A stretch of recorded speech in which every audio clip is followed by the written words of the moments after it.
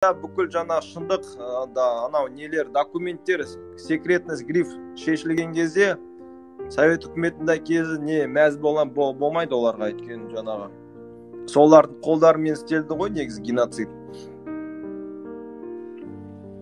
Геноцид, лингвоцид дейсің. Енді кім істеді? Ол ауас деген жоқ, су деген жоқ, ол кәдімгідей адамдар істеген ғой. Кім ол совет үкіметі келгенде титульный халық болған, бүкіл құқықтары солар кімде болған? Соларда ғой, орыстарда ғой. Иә.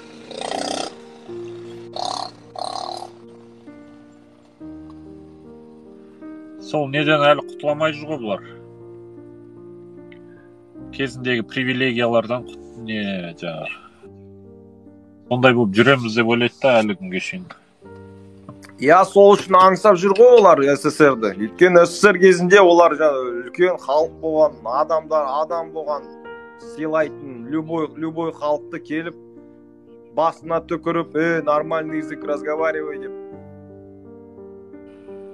Иә.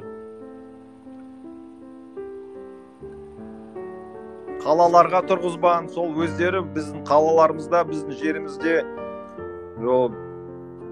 бек боп, би боп жүрді ғой. Бізді даже кіргізген жоқ қалаларға.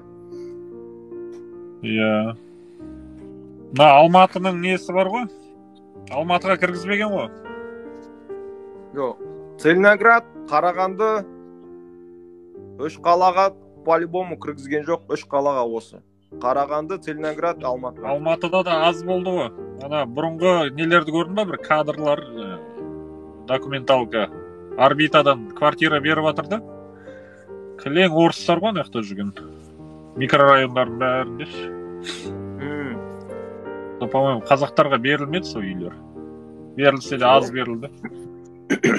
Сол бастықтарға, сосын КГБ, сосын партийная верхушка соларға берді ғой. Парторг дегендерге ма? Иә.